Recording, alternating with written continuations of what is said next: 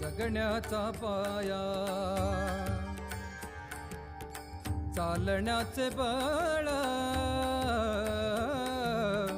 जगण्याचा पाया चालण्याचे बळ, विचाराची कळ, तुकाराम तुकाराम. जगण्याचा पाया चालण्याचे बळ, जगण्याचा पाया.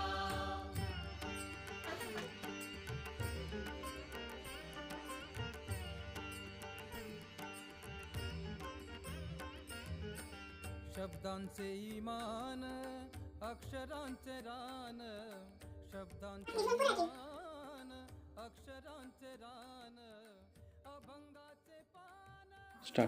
रामकृष्ण माऊली. मी नयना हेमंत कुलकर्णी. मी गाथालेखन पूर्ण केले.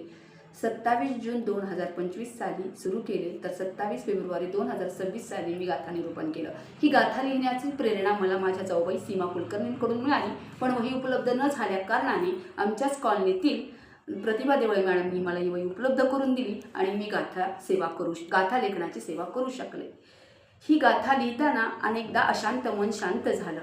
वारकरी सेवा समिती पुणे यांनी जो हा उपक्रम जो ठेवला होता तो फार स्तुत्य होता. त्यांची मी कृतज्ञता व्यक्त करते. त्यामुळे मी ही सेवा करू शकले आणि ही गाथा लिहू शकले. या गाथेमध्ये अनेक असे अभंग आहेत की जे मनाला भावतात. गाथा लेखनामध्ये जेव्हा तुकारामाने निरूपणाचे अभंग लिहिले तेव्हा मन विषण्ण झालं आणि आपल्याच परिवारातील एक व्यक्ती वैकुंठधामाला जातो की काय असंच वाटलं. आपल्या सर्वांच्या शुभेच्छामुळे आणि सदिच्छामुळे मी हे गाथालेखन पूर्ण करू शकले. त्याबद्दल मी आपली आभारी आहे. वारकरी सेवा समिती पुणे यांची मी कृतज्ञता व्यक्त करते आणि ही सेवा माझ्याकडून करून घेतली त्याबद्दल मी त्यांचे आभार व्यक्त करते आणि थांबते. धन्यवाद. रामकृष्ण.